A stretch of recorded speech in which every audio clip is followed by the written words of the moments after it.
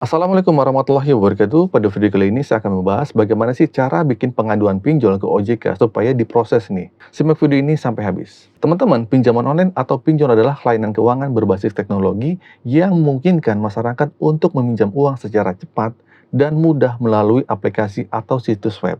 Meskipun demikian, perlu diingat bahwa tidak semua pinjol beroperasi secara legal dan terdaftar di OJK. Banyak pinjol baik yang legal ataupun yang ilegal yang terlibat dalam praktik-praktik tidak etis seperti menetapkan bunga denda yang tinggi dan melakukan penagihan yang kasar, bahkan menyebarkan data pribadi nasabahnya.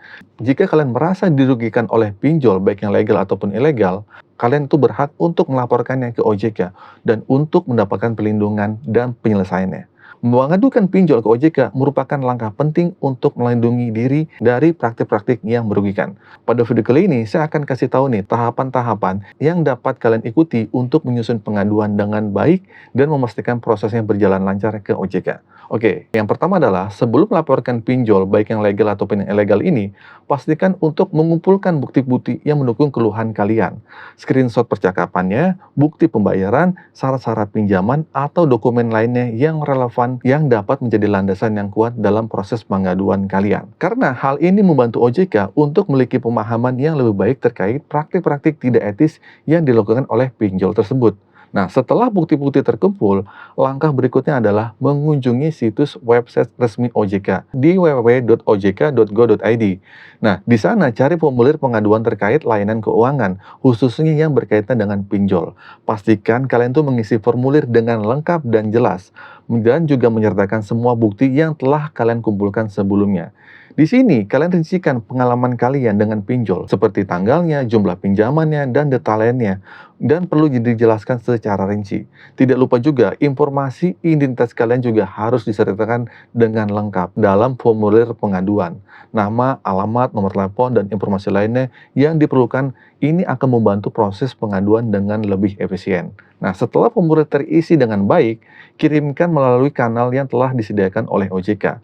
Nah, ini akan melibatkan pengiriman formulir secara daring atau melalui kantor OJK terdekat. Dan pastikan kalian itu mengikuti prosedur pengiriman yang ditetapkan untuk memastikan pengaduan kalian diterima dengan baik. Nah, selanjutnya nih, pantau secara berkala status pengaduan kalian melalui situs web resmi OJK atau hubungi pusat layanan OJK. Nah, ini penting agar kalian tetap terinformasi tentang perkembangan pengaduan kalian dan mengetahui langkah-langkah apa yang sedang diambil oleh OJK. Nah, setelah itu, jika kalian merasa perlu, manfaatkan media sosial kalian untuk membagikan pengalaman kalian dan memberikan peringatan kepada masyarakat tentang pinjol baik yang legal ataupun ilegal. Ya, tindakan ini dapat membantu mencegah orang lain jatuh ke dalam praktek-praktik yang tidak etis yang sama seperti kalian.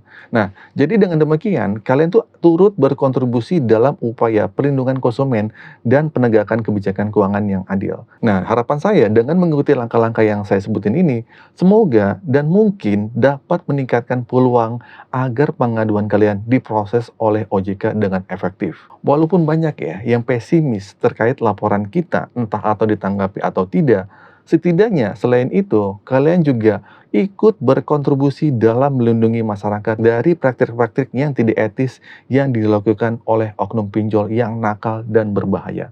Oke, jadi gitu teman-teman ya, cara bikin pengaduan permasalahan pinjol ke OJK melalui website. Nah, adapun cara lain, kalian juga bisa pengaduannya lewat cara melaporkan kepada kontak telepon OJK di 157 atau di WA 081 157 157 dan kirim email ke konsumen@ojk.go.id atau ke waspadainvestasi@ojk.go.id. Singkat saja teman-teman informasi kali ini, semoga informasi ini bermanfaat. Akhir kata dari saya, Assalamualaikum warahmatullahi wabarakatuh.